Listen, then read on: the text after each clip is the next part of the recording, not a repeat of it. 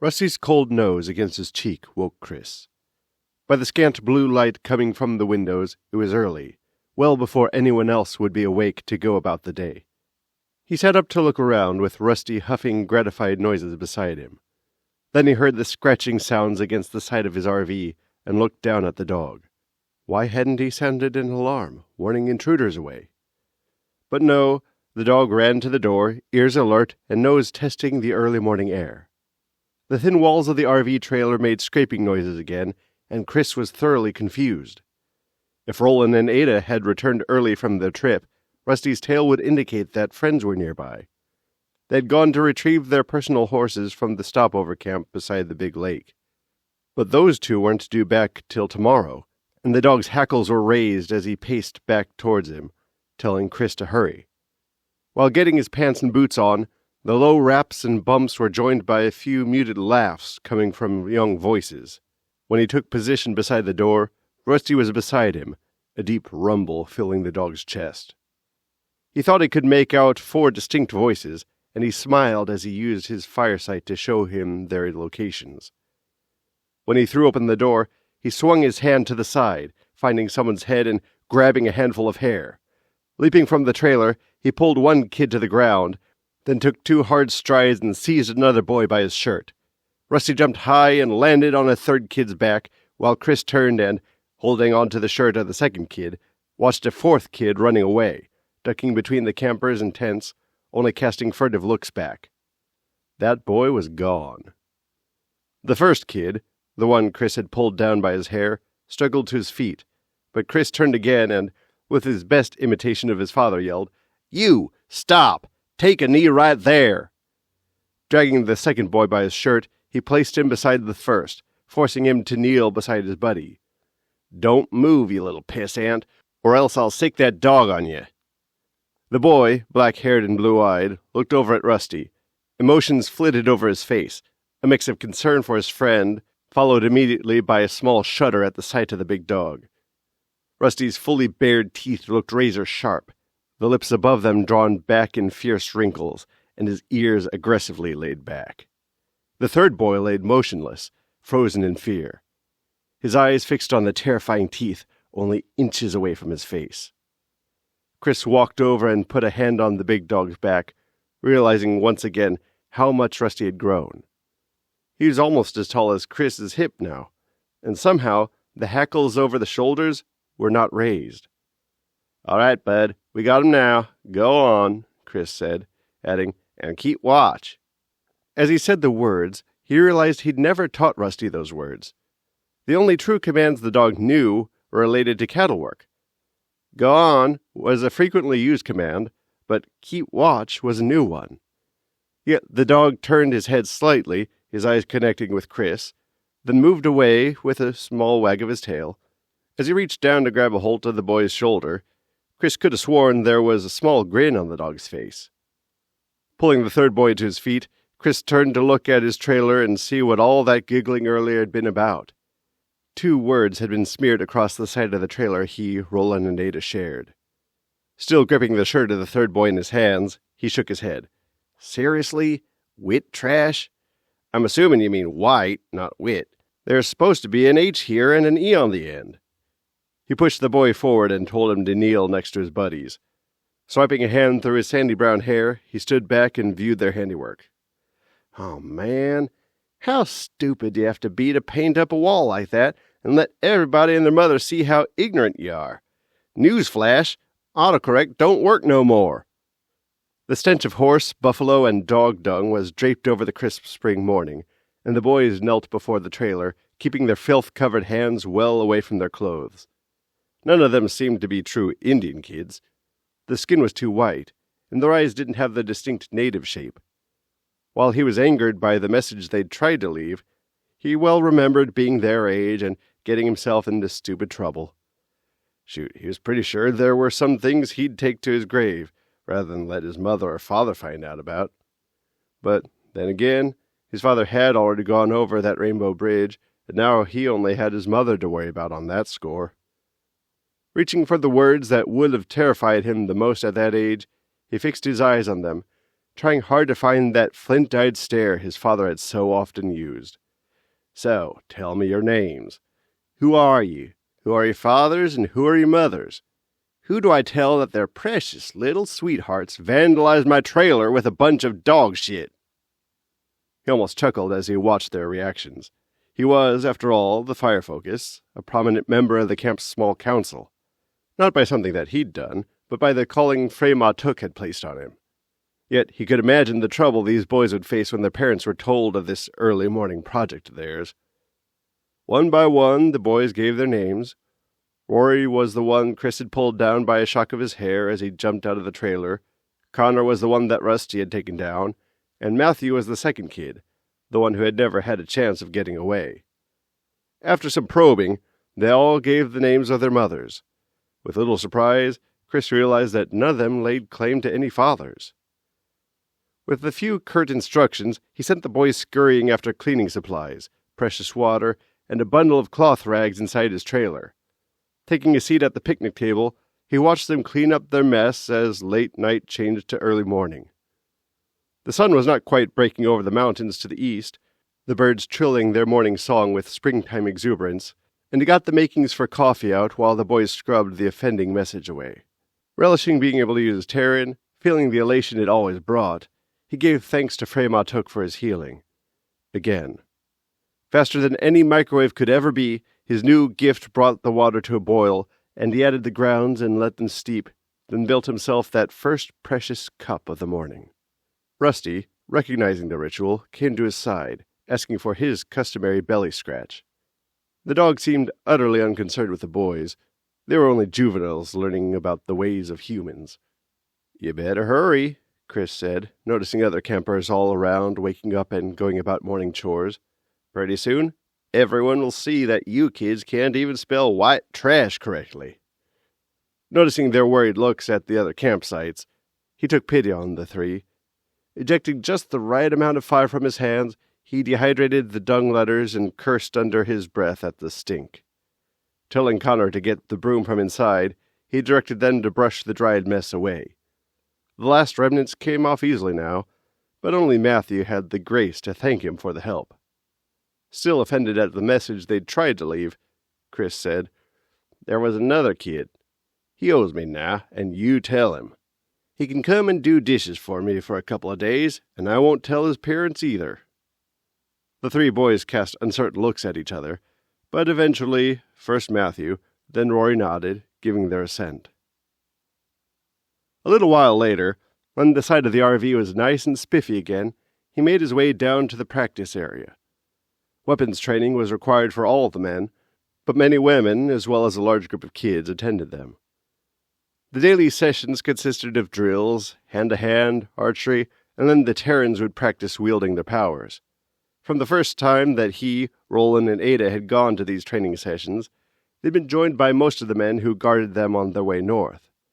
But now, several of those, Brandon the archer, as well as Adam their guard leader, and Megan the spirit Tarin, had been sent back south. They would eventually join the Krubeck Ranch to help defend that place, while Rolan and Ada would return to the Madison River camp, bringing their horses with them. He loved these sessions. After all, back home they'd started their own daily training, but it had been nothing like this. The instructor, a stout man in his early 40s, a former army man, was a wellspring of knowledge, and Chris felt like his skills would be honed and expanded under Jason Ratham's guidance. Yet, every morning that he walked down to the large meadow between the Madison house and the river, the sight of all those people gathered together and trampling the sparse grass until it was nothing more than a dusty clay patch hurt something inside him. This was Yellowstone. While his family had never come here themselves, he'd been raised to revere this area. And now this new little community was taking the wilderness away, making it into just another human habitation. As he loped down to join the gathering trainees, he told Rusty to lay down and wait beside a tree at the edge of the meadow. "You wait here till we're done. And no trying to kill my sparring partners. It's just practice, bud." Privately, he wondered if he should tie the dog out of sight. He thought back on that night when they'd gotten Ada, Letty, and Miss Coral back from those raiders, and how Rusty had fought alongside them, tearing into the wolves and taking down the thugs, always seeming to be in the right place. Yesterday, however, Rusty had not understood the nuance and had mistaken the friendly sparring for actual violence. He'd rushed out from the sidelines to attack the man Chris had been paired with, causing mostly friendly laughter at the good dog's response, but also a few muttered disapprovals. Chris ran his hand through the glossy black and white fur. He guessed he'd have to cross that bridge when they came to it. Rusty had always been most effective when he was loose, free to jump in and add his considerable weight at just the right time. And now, Chris would take a chance on the big dog's developing intelligence. He'd leave him free and give corrections when needed. Before he could take his place amongst all the others, the drill instructor found him and pulled him aside. "Focus, we have a problem." While they took up a place apart, both men scanned the crowd gathering on the practice field. Chris was glad to notice the three boys, Rory, Connor, and Matt, lining up with the others of their age group. He assumed the fourth boy sticking close to them was the one who'd gotten away from him earlier this morning.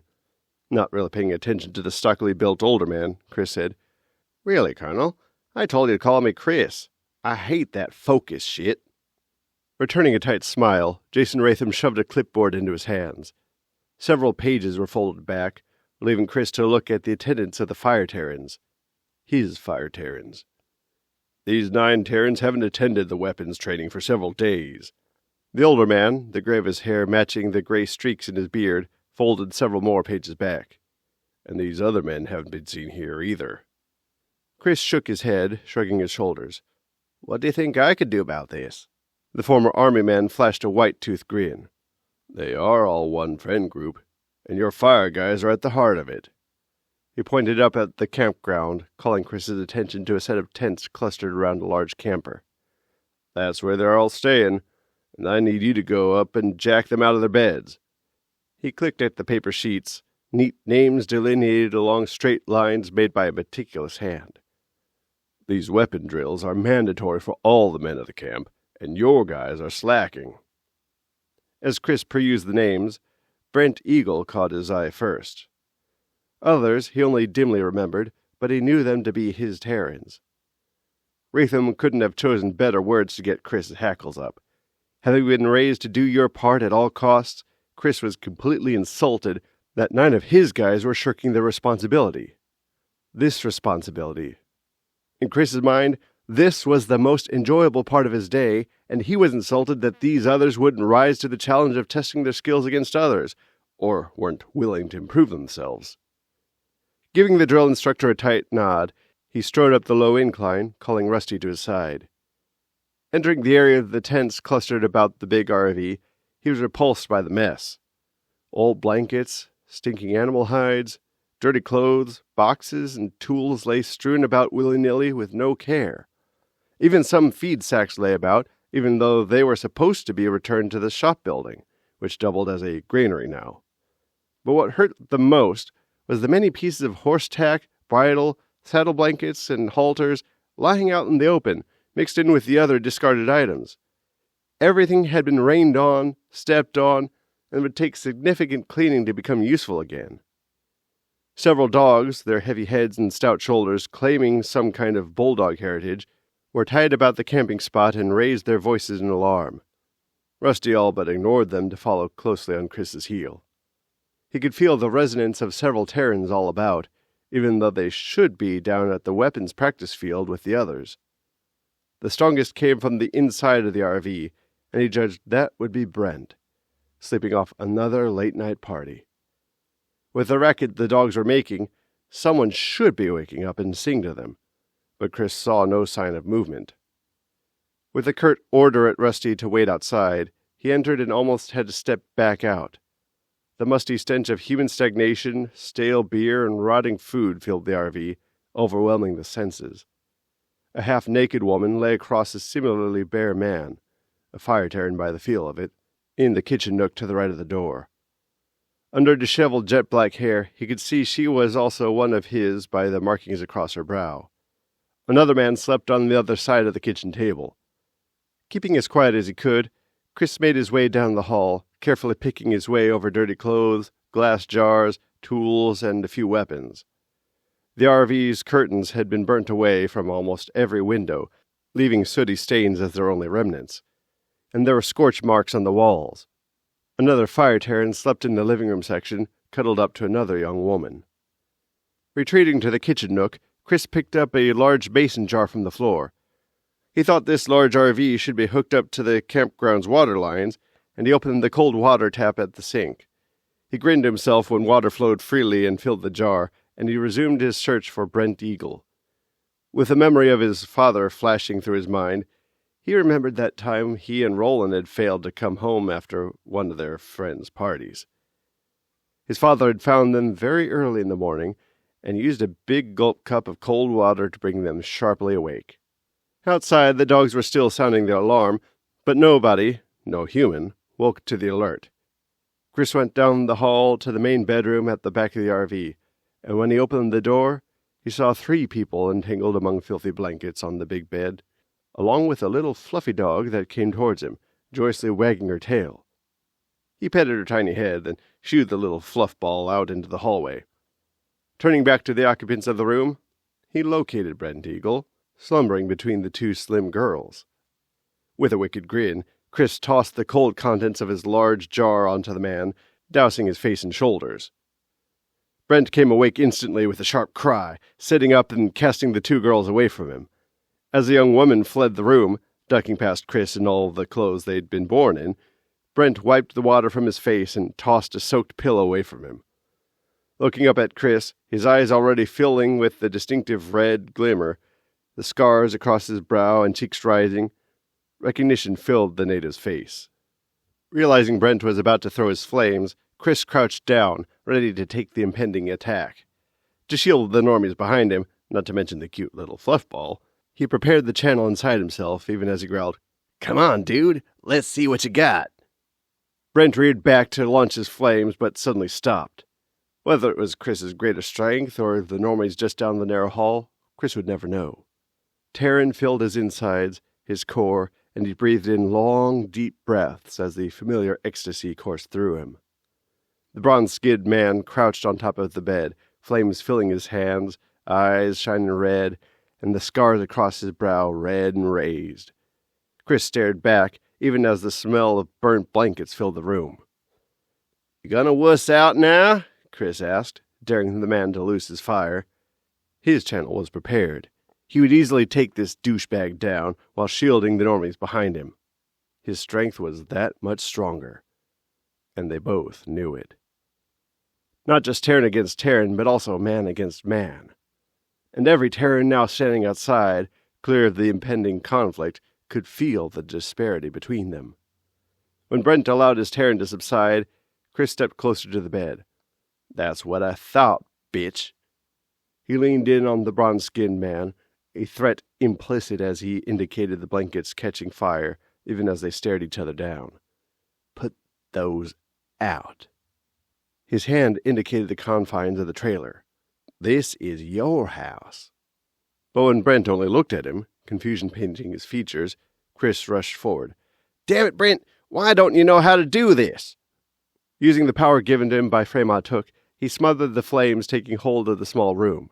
Brent studied his actions, then scrambled to help him. The scorched blankets were a loss, but the room and the RV would be saved. Chris fixed him with a look of disgust. "This should be easy for you." He gave an offended snort. "You only think you know how to wield your power, but you have no idea."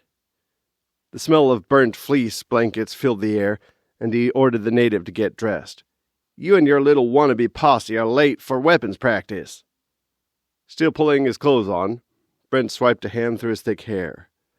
"You might be able to order everyone else around, but you can just leave me alone. We," his gesture included his friends outside, "don't want no part of you." The others had fled outside when the shouting had signaled trouble, and now Chris pulled Brent along by the back of his shirt down the empty trailer. Chris wrestled Brent out of the narrow door, giving him a good shove into the yard. Someone, one of the other men who stood outside watching for the outcome of this little battle, gave a short guffaw as Brent stumbled over a pile of discarded junk and face-planted in front of them all.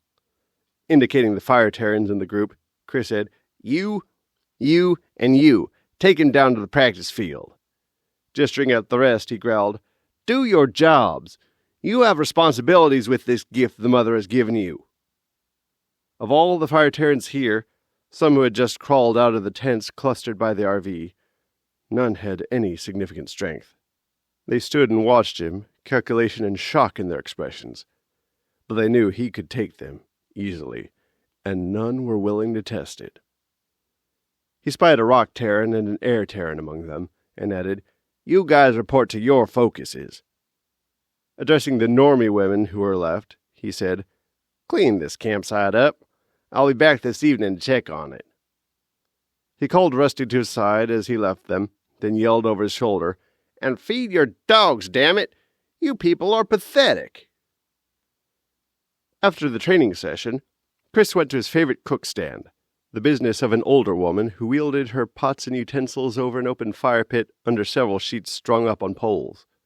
One of her granddaughters cut through the bustle of several other customers and said with a smile, "Here you go, Focus. We made this one for you earlier." Chris took the hot, meat-filled pastry and wrapped it in a paper napkin. "Thanks, Tara. You know I don't have any money. Can I do like yesterday and heat your dishwater later?" The girl, a pretty and lanky teenager with her hair bundled tightly behind her head, nodded. "But first, could you heat some water right now? Mimi wants to try a new recipe after the lunch rush, and we'll need to clean a bunch of bowls and pots for that." Admiring their goal to serve their customers well, Chris found the 5-gallon bucket designated for dishwater. Eating the hot pie with one hand, he used the other one to bring the water inside to a boil. Just as he discreetly fed a bit of gravy-soaked crust to Rusty, Tara came to him again. "We heard about that little dust-up earlier. Sounds like you did good, Focus." She laid another hot pastry in his hand, this one smelling fragrantly of cooked berries. With another shy smile, she turned about and went back to help her grandmother. His eyes followed her, marking the appealing sway of her hips as she returned her attention to the multitude of customers converging on the stand. As he ate this delicious dessert, he wandered towards the horse corrals down by the river. He usually spent the afternoon taking several of the more troublesome horses on longer rides. About half of those gathered at the Madison camp were almost unusable. They had been lawn ornaments for wealthy owners, glorified grass mowers at best, yet he'd found that most would make good mounts, if not the light and fast travelers the Tarins would now need. Nevertheless, they were older horses, not colts, and they would stand up to the lengthy trips, if they had at least the basic level of training. He'd enlisted several of the horse-crazy girls populating the corrals to take any likely prospect out of the rough terrain surrounding them, making those girls feel responsible and valuable. A young boy came running down the steep mountainside, though, and stood breathlessly before him. "Focus! You're wanted at the council meeting!" Chris took a deep breath. He'd wondered if he'd be disciplined for taking such harsh control of his fire Tarins. Squaring his shoulders, he asked the kid, "And where would that council meeting be?" The boy stumbled a bit as Rusty leaned against him, asking for a rub. With a smile, he scratched the thick coat and said, "By the amphitheater, in the Madison building." Outside the Madison building, there were 2 bird stands, but only one bird rested there. The large buzzard belonging to the spirit focus spread his magnificent lavender wings at his approach, cresting his neck in an expression that warned Chris to stay away. The empty stand on the other side of the door was for the eagle belonging to the air focus, but a glance at the skies showed that white bird high above, drifting lazy circles on the winds. The earth focus's large bull grazed a short distance away, on the lush spring grass amongst a group of cows. The water focus's otter played with a bunch of little girls who giggled and squealed at the sleek animal's antics. Rusty followed at his heels, but then the dog lay his ears back in an appealing expression. Normally in the crowded camp, he kept the big dog close by his side so he wouldn't get in trouble with the multitude of camp dogs or their owners. But seeing Rusty's face and the girls before the small house, he laughed softly and commanded his buddy to lie down beside the door, knowing full well that command would last about as long as it took the children to spot this new play companion. Entering through the small side door, he found himself in what had been the kitchen for park service personnel. A microwave, toaster oven, and even an air fryer stood on the counters, and a fridge held its place in one corner of the room. All useless now since the electricity had stopped on that strange day the previous December. The 4 other focuses sat around the large table. They were dressed in normal clothes now, jeans and t-shirts for the sunny spring day, rather than the clothing they'd chosen for the long celebration affirming his fire Tarins. The spirit Tarin, his growing black hair and a short ponytail out the nape of his neck, his eyes showing a bright purple shimmer, and the scars around his eyes were just a little bit more pronounced than they should be. Feeling the man's influence fall over him, a slight calming, a small measure of acceptance, Chris glanced at JT and rolled his eyes. "I wish you wouldn't do that. I don't like to be manipulated." JT spread his hands in a gesture of consent, and the purple shimmer of his eyes subsided, returning them to their natural black. "Just wanting to assure you that you are welcome here, that you are one of us." Travis, the rock focus, rose to his feet, went to a cooler, lifted a bottle of beer from the iced water, and handed it to Chris. Taking it, Chris popped the top and marveled at the cold bottle in his hands, while Travis took his seat next to the air focus, Wind. She possessively draped an arm across his shoulders as she gave Chris a challenging glare. The water focus, Vanna, lifted her own bottle in a silent salute, her normally black native eyes glimmering with a hint of blue. Oh, that's who cooled the water enough to make the ice chunks inside the cooler. She smiled at him as she took a sip of her beer. Giving the petite woman a respectful nod, he leaned up against the counter. He was not quite willing to take a place at the meeting table. After all, he'd only been here a few days, while the others had been here for weeks, maybe even months. The idea that he was supposed to be part of this council, merely for the fact that he, too, was a focus, just didn't sit well. What the heck did he know about running this camp and the people in it? But he'd gladly drink the cold beer while they did their palavering. The first order of business JT brought up was the new weed cropping up in the meadows they used to pasture the horses. It was also cropping up amongst the buildings here, as well as the campground. Their dreams had made the impact clear. Not willing to give any input on what needed to be done, Chris sipped his beer and listened. JT, the spirit focus, was their leader, and as far as Chris could tell, the others followed him gladly. That jived with what he thought of the man. While not impressive in stature, the native seemed to have a good head on his shoulders, able to call things for what they were. Wind and Travis were definitely an item. Their body language made it clear, as did their agreement on the need to control that new weed. Vanna Swift River added her advice on that issue. "My water Tarins can take all the water out of the roots, but it will be a ton of work, especially since it's been showing up in the main horse pasture now." With her words, she cast a look at Chris. He nodded. "Yes, my fire Tarins can as well, and burning the roots instead of the tops is a good idea." He took his cowboy hat off to run a hand through his hair. "We don't want our horses getting into that stuff. It's bad news." With a gesture, JT indicated that he agreed with their plan, then said, "We are also going to start sending teams out. Fremont Took has called us to help people, our communities. We can't do that hunkered down in this camp, and now that Chris is here and his fire Tarins are good to go, we have to get to work." No one disagreed with him. In the face of the extraordinary beauty surrounding them, it was easy to see that their numbers were far too great for their fledgling headquarters. Looking at each of his companions, he added, "Any suggestions on who to send where?" Travis and Wind looked at each other, then laid out a plan they had obviously discussed before. It involved sign-up lists for the Tarins, designating the places they most wanted to go, and final decisions made by the focuses. JT rose and helped himself to another bottle of beer from the coolers. He called for a vote to approve their plan, but added that folks would have to start leaving in only 3 days. Chris watched from his spot beside the fridge as the others all agreed, but when JT asked him to cast his vote, he said, "What's it matter? You guys have already decided." JT studied him under the brim of his black ball cap. "It counts.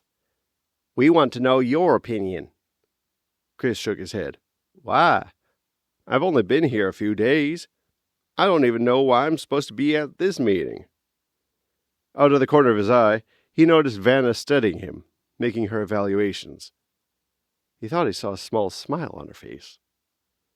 JT rolled his eyes. The mother chose you, and that's all the reason we need. Then he tried to smooth his answer over by changing the subject. I heard you dealt with some trouble this morning. Care to clue us in? Chris thought back. Which trouble would they be talking about? The boys smearing dog crap on his trailer? Or when he ousted the lazy Tarins from the RV? Deciding that the training instructor could have reported on the latter, Chris said, Yeah, some of my guys were not showing up for weapons practice, and their camp is a huge mess. He took a sip of his beer. I'll check on them tonight, see if they clean things up. With a look at Travis and Wind, he added, One of your guys was there as well. I told them to report to you. The council meeting came to a close, and as they left, Vanna Swift River made her way to his side. Hey, it was good to have you here today. If you need some help this evening, let me know. Before he could answer, though, he heard JT and Travis laughing loudly as they exited the building. Oh, man, I wish I had my phone, Travis snorted, his heavy shoulders shaking with his laughter. There in the grass, the warm early evening sun glinting off his black and white hair, Rusty sat on his haunches, holding a regal pose. The little girls danced around him, belting a song into the fresh mountain air. You belong with me, hee hee. You belong with me, hee hee. His shaggy coat now sported matching pink and purple ribbons, and around his neck a white pillowcase had been tied. The girls had pink and purple blankets slung around themselves, mimicking fancy dresses, and they pranced around the dog, singing in their childish voices. JT, smiling at the scene, formed his fingers into a rectangle and stalked around them, pretending to take a video. With a delighted chuckle, Vanna joined him, holding a pretend phone in her hands. The girls happily danced for their audience, throwing back their hair and striking poses. Rusty, hearing everyone giggling, lowered his head and wagged his tail briefly, but, with a look at Chris, he continued to sit in his central place. You're all right. You're all right, Chris chuckled at him. But mostly he was amazed by how much the dog had grown. With the young girls by his side, Chris could see he was now shoulder to shoulder with them. How could an adult dog grow like that? He took a deep breath in. So many changes had come over them. Rusty's growth was another confirmation that things were different now. While they were still watching and smiling over the girls' antics, a woman approached, striding towards them with anger on her face. She rushed into the middle of the sweet spectacle and extended her hands toward Rusty. That dog is not safe around children. He can't be trusted.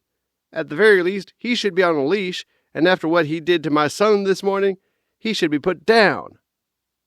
Another girl, a teenager, was following her, and Connor trailed in their wake.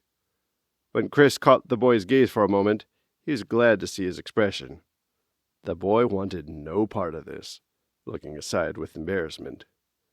Be that as it may, Rusty had, in fact, taken Connor down this morning and held him for Chris. The girls fell quiet and stood back as the adults met, and all four of the other focuses first trained their eyes on Rusty, then Chris.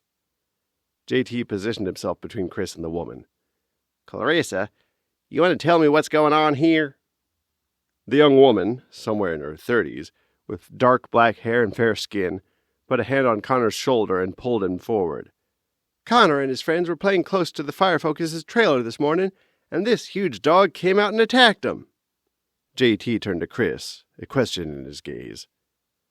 Though his mind raced, examining all his options, Chris stilled his body language the same way he would if he were approaching an agitated colt or maybe a startled cow. Thought is fast, and in a moment he decided that if they wanted to kick him out of this strange community for defending himself, he would let him. He'd be done with this mess, take his dog and go home, back to the place where he was needed. Squaring his shoulders, he fought to keep his Tarin from rising. Rusty would return home with him. That is true, he said through clenched teeth. He realized he'd failed to keep the red glimmer from his eyes when he looked around and saw all the other focuses. Their eyes glowed in their respective colors, and the scars across their faces stood out prominently. Rusty, little bows still affixed over his ears, came to stand beside him, hackles rising under the pillowcase yet hanging around his neck. Connor's mother advanced and pointed with an accusing finger. "I told you, that dog is dangerous. He attacked my son this morning, and we can't have him around here." JT glanced at Connor, then turned back to Clarissa. "I think there is more to this story." Facing Chris, he added, "Anything else you want to say for Rusty?" Chris snorted quietly. Yeah, I sicked him on the boy. He did exactly what I wanted him to do." The woman tugged Connor closer to herself, laying a protective arm across his shoulders. "I can't believe I'm hearing this. You had your monster of a dog attack an innocent child, and you are laughing about it?" JT edged closer to Chris and said, "Come on, dude. You are going to have to give us more info than that." His gaze went from Rusty and then took on significance as it traveled over Travis, Wind, and Vanna. Chris was about to tell his side of the story, but Connor spoke first. Ducking away from his mother's protective hold, the boy looked at the 5 most powerful Tarins in this encampment, their eyes lit up and their stances showing their readiness to fight. He put a hand on Rusty's back and turned to face his mother. "We weren't just playing. Mr. Firefocus caught us doing something stupid.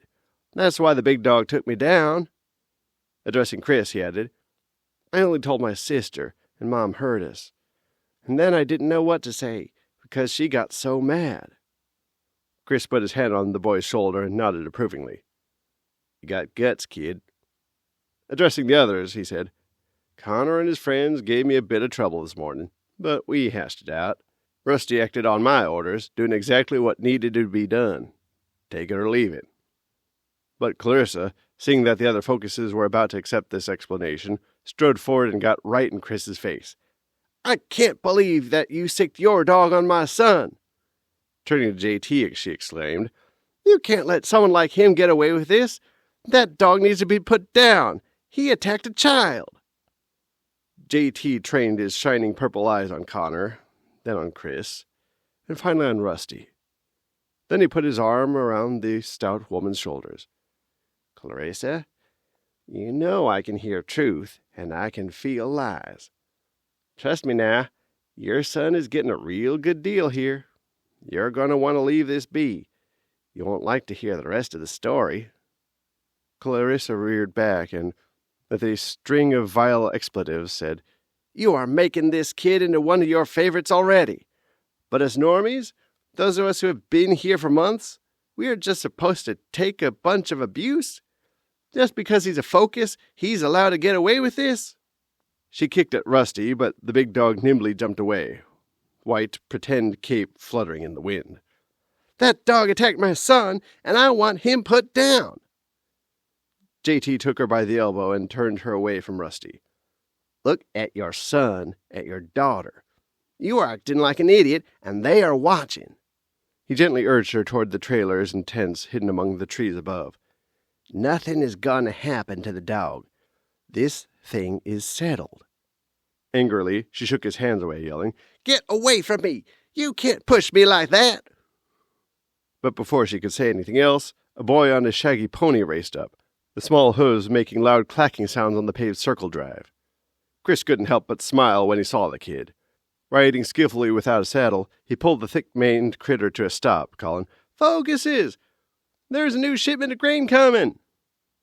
JT's shoulders slumped with relief at having another thing to attend to. "Well, just tell him to take it over to the shop. I did focus, but they said they needed to talk to you there."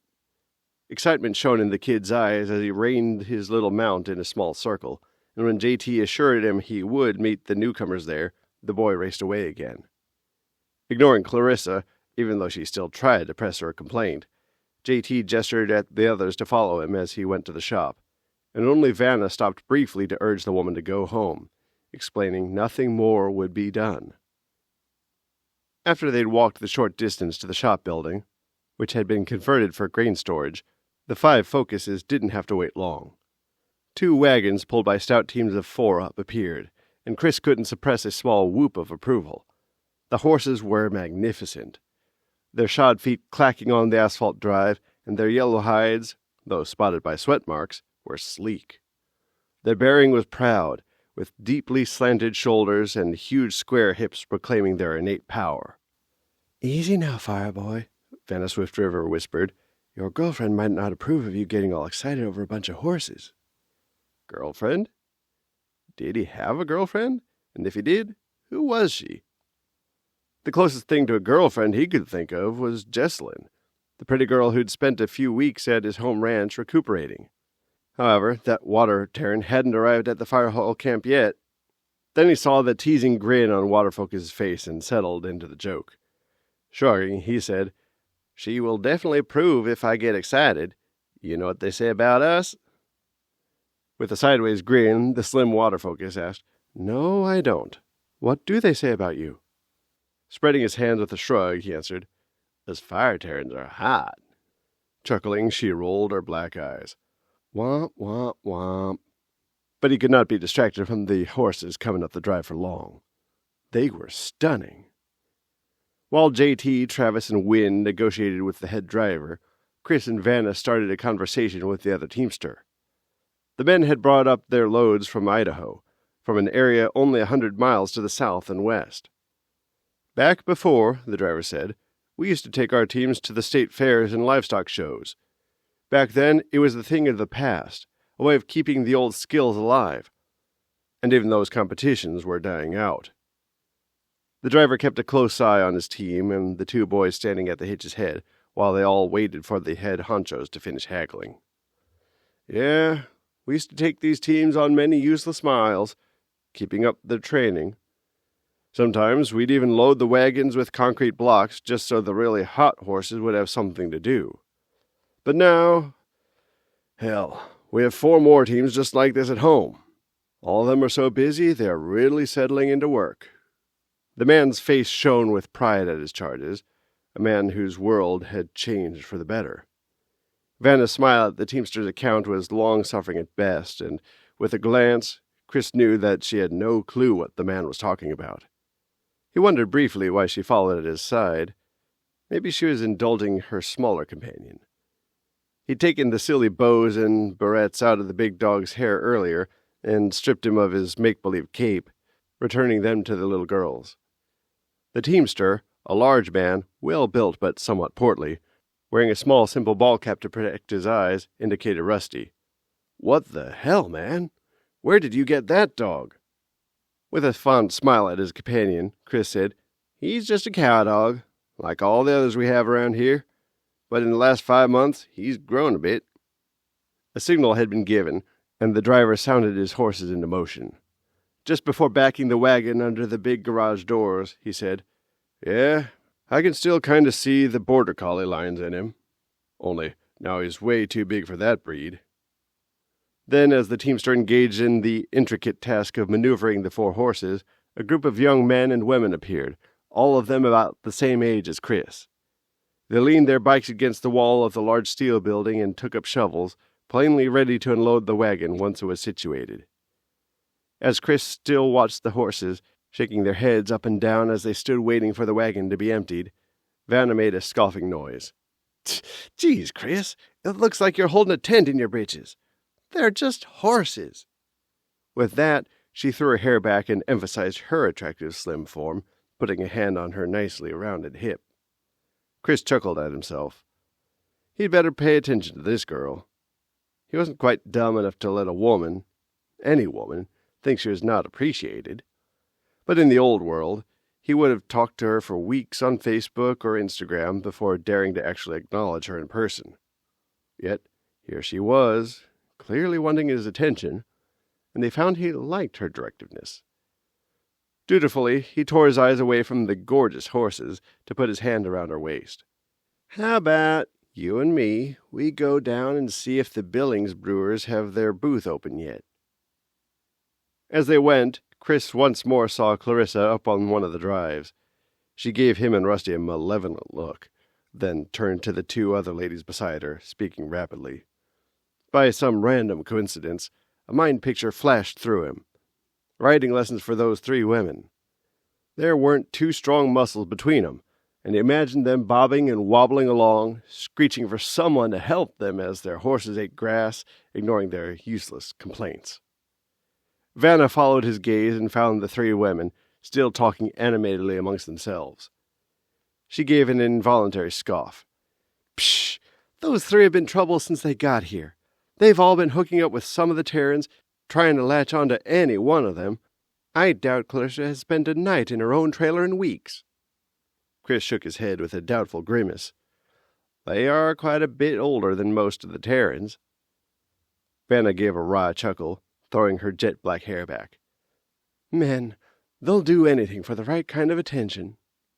Chris couldn't help but laugh at the knowing, sideways look she gave him from beneath her thick, black eyelashes.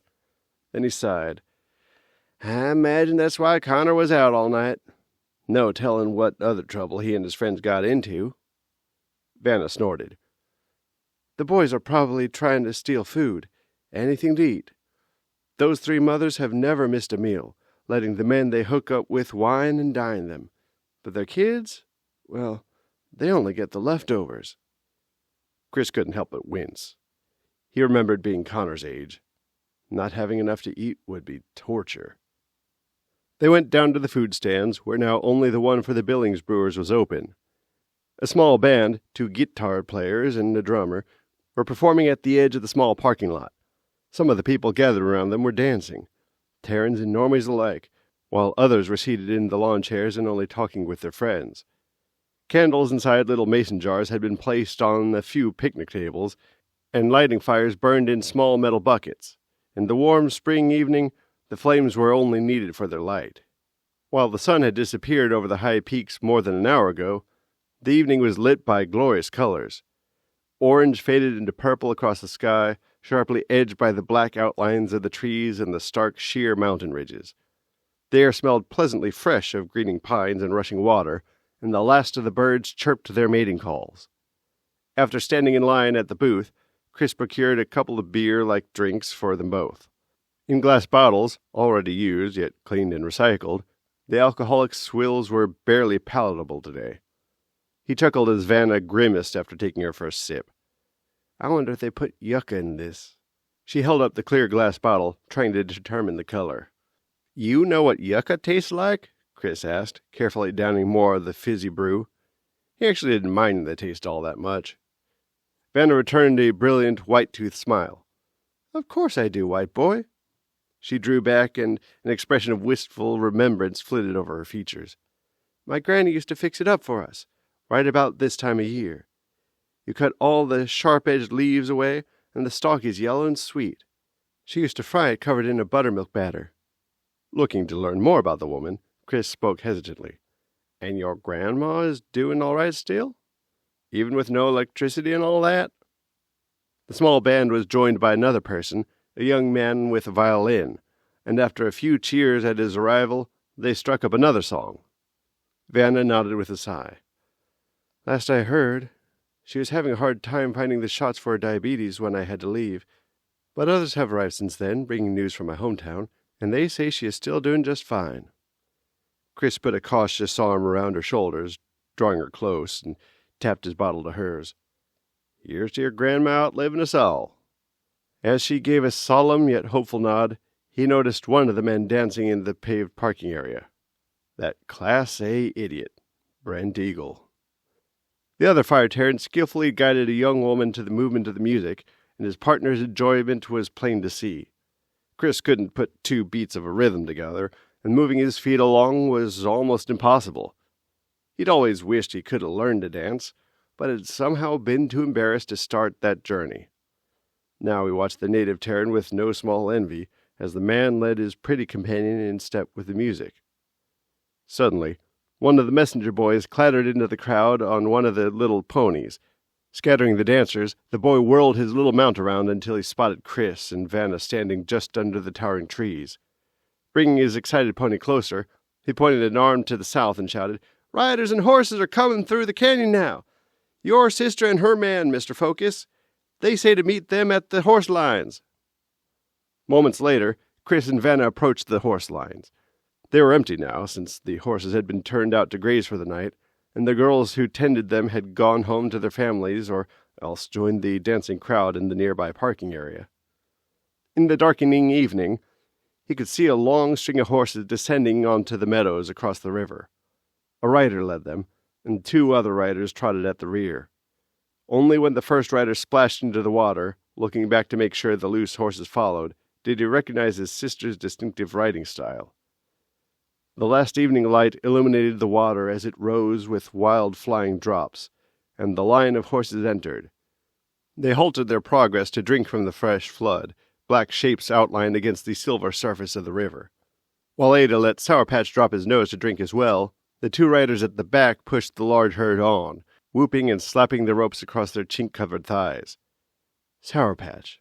Why was Ada riding Chris's own personal mount? Although, when he thought about it, he could only agree. The big, agile gelding was the best choice for the long ride his sister had just completed. Chris ran to the canvas lean-to where most of the halters would be stowed, one of the horse girls joining him, and he heard Ada's high voice ringing out, "Damn it, Roland! Let him drink! It's been a long trip!" But it was already too late. Even as Roland shouted that they had already let them water only a few miles back, the loose horses lifted their heads and rushed across the river. Ada kicked Sour Patch into a frantic dash and only just managed to guide them into the rope corral. Chris came forward to close the rails. When he began putting halters on the new arrivals, Vanna paced at his side, helping as she could. He handed the leads of the caught animals to the horse girl, who had left the party to help, and she led them away to be tied to the picket lines.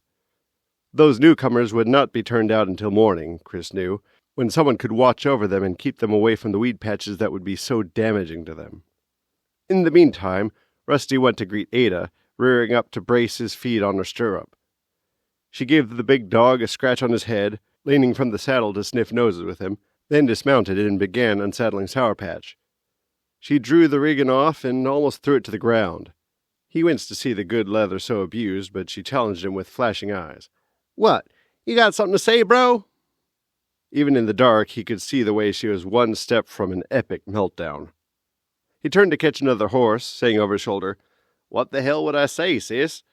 You got your panties in a twist about something, but I ain't got a clue on what it is." Rusty ran to meet Roland, his wagging tail showing joy at the other man's return. Yet Roland did not stop to acknowledge the dog. Silently, he unsaddled Indy, every emotion betraying his fury. Chris could see that his friend was careful not to look in Ada's direction as he stowed his rig on one of the rails under the canvas covering. Roland graced Vanna with one of his brilliant smiles, thanking her for the halter she handed him. Chris sighed deeply. It was gonna be a long night. Brandon, the other rider, unsaddled and rolled his eyes at Chris. "Glad you're going to have to deal with these 2. I did my duty for the day." With great care, the archer took his beautiful take-down bow from the saddle carriers, then gave Chris a wry salute and headed off to the campground above. Mouthing, "Thanks a lot," at the man's retreating form, Chris put a halter on his horse and led her to be tied to the picket line. Vanna, now no longer holding halters for him, had gone to Ada's side. The 2 women were whispering softly to each other. Roland sat against one of the saddle racks, his eyes cast down and his manner subdued. Joining him there, Chris asked, "What the hell is going on, bro?" "Apparently, your sister's got a thing for that Adam White man. She was flirting and joking with him the whole way back to the Midway camp. Damn, I was never so ready to get rid of someone as that son of a bitch." Chris was taken aback. His sister had had a crush on Roland for as long as he could remember. He couldn't imagine her suddenly changing the course of her affection like that. But before he could make any comment, Ada replied, shooting across the meadow in agitation, "I was only joking around with him, like I was joking around with all the other riders. It was a long trip, and everyone was just passing the time, except for you. You had a bug up your ass right from the start. What was I supposed to do, hang back with you and bitch at everyone?" While Roland shouted something incoherent back, Vanna took Ada by her shoulders. She cast a significant look at Chris, then guided the younger woman up to the campground. Chris sighed loudly and helped Roland stow the rest of the gear. Separating those two for the night was an excellent idea. They were both tired, having ridden about 80 miles in just a couple of days. However, he'd planned on checking on Brent's camp before going to bed, as well as those 4 boys that apparently needed some supervision. Rolan, though, would probably keep him up for several hours. Maybe, if he gathered up enough of the Billings brewer's swill, his brother would go to sleep at a reasonable time. Hopefully. If he was lucky. This was a story from the Wyoming Tarin Rising series, and we want to thank you sincerely for listening. Please press that like button now, since that will help the vid and the story get recommended for others. Besides, nothing makes a person's day more than seeing those likes. This part was called Wyoming Tarin's Rising, the Madison Camp. It was narrated by Josh C. Williams and written by Ashakery. It is copyrighted for January 6, 2026, and we want to thank our editor, Victoria Stormson. Hopefully, we'll have another one ready for you soon, so be sure to subscribe and check back for updates.